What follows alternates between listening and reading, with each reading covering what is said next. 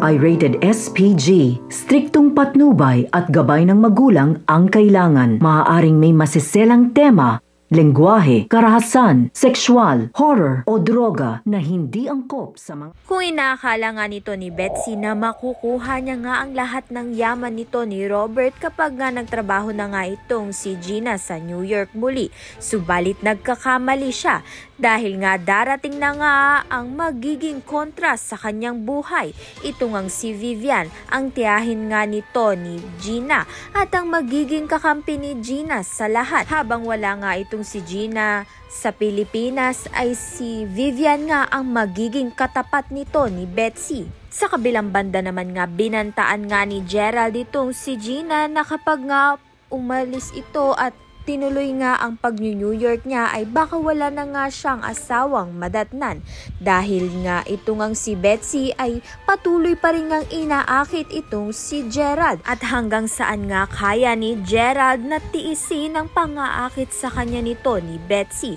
Ngayon wala nga itong si Gina sa kanyang tabi dahil dito magiging madalas ngang magkasama itong si Gerald at si Betsy. Kaya naman nga't hindi imposible na may mangyari nga sa kanila.